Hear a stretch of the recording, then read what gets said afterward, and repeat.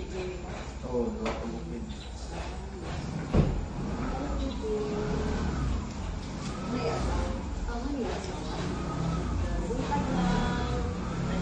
Pagabaw ka ito pang kuhan, September. September kayo dialysis.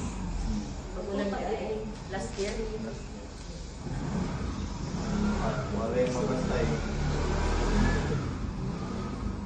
Kapoy ko, antay mo. Kapoy ka rin. Ay mailhan yan, nakuhan yan. Salit lang. Galit lang. Bubong na rin. Pag-diagnose na po sa doctor. Stage 5 gaya. Nasa gate sa iya.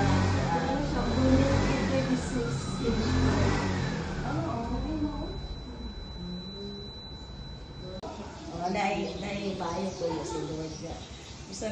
Usahay, mautana, mga pangutana ka sa Ginoo. Nya, walay tubag, nya, di pa dito kasabot. Pero ang pulong sa Ginoo na gid ay kasulti. Kung mutuo lang ta diha sa Ginoo. Kay kitang tanan, ang hindi ko pagyasan, no? Roma 6:23 nga, ang tanan nakasala. Kung nawalan sa mayasayos. Kaya makasala ang dutang tanan. So, moabot na usahay ang mga malatian to remind us para marinig nga na aday si Lord. Naday si Lord nga tuba. So, before ang tanan mo, pray sa tanong mo, pray sa tayo prayer. Lord, salamat ining kabuntagon niya ikaw nagdala sa among lakan diri na at Ginoo tungod kay ikaw na ituyo kanamo Ginoo. Salamat o Dios nga mong kasigasing imbilyuhan sa imong balang dugo. Pasaylo ako ni Lord sa tanang mo. Ang Lord nga nakapasakit kami diha kanimo Ginoo. Lord, ang mga kasing-kasing, una-una, aron niya kabuntagon, yung bisa na among mga pag-angko, Lord, maabot yun din sa imong throne, Lord, makapaminaw yun ka, imong gining paminawon, Ginoo, tagaan na mautubag, Ginoo. Salamat kayo, Lord, gining kabuntagon, tabunin kami sa imong balang dugo sa pangalan ni Jesus. So, sa Roma 6:23 sa akong gining nga, itantanan, nakasala, inuwadan nito sa ito sa Diyos. Usahay, ang mga sakit, ang galaan na naman sa atong mga kanang nabuhat sa Ginoo say kanang kuan dito kanang pabaya sa atong kaugalingon sa pagkaon maabot ang mga sakit tungod sa atong pagkaon wala tay disiplina pero usahay pod nga naay panahon nga i-remind ta ni Lord nga para ma-display ang iyang gahom karon ka gabon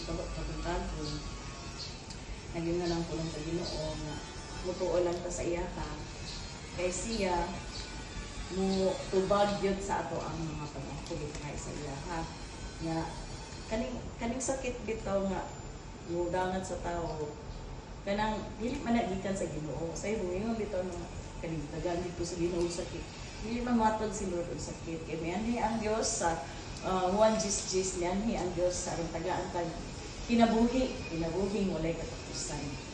Wala siya manhi aron mo patay. Ang nianhi, ang yawa, nianhi sa kalibutan aron maghatag na itong kalaglagan. Pero nianhi ang Ginoo aron tagaan ta niya. O kagawas nun, no? Tumatod sa ako kasi dili relihiyon kay wala may pulos na relihiyon kung wala tayo pagtuo sa Ginoo. Number 1 man gyud nga ato ang ipasabot isud sa to kasi guys. Mutuo ta nga ang Dios mo ay atong naluluwas. No? Yan, no? Kay ang Ginoo man gyud ang atong gamhanan, siya gyud ang makahimo sa tanan. So, ang iyong Roma 3:23 kay ang bayad sa sala kamatayon apan ang gasa sa Dios mao ang kinabuhi nga walay katapusan. Kinabuhi nga walay katapusan ang gasa sa Dios. Ano sa man nimo nato madawat? Sadyang mutuo ta ug madawat ni Kristo.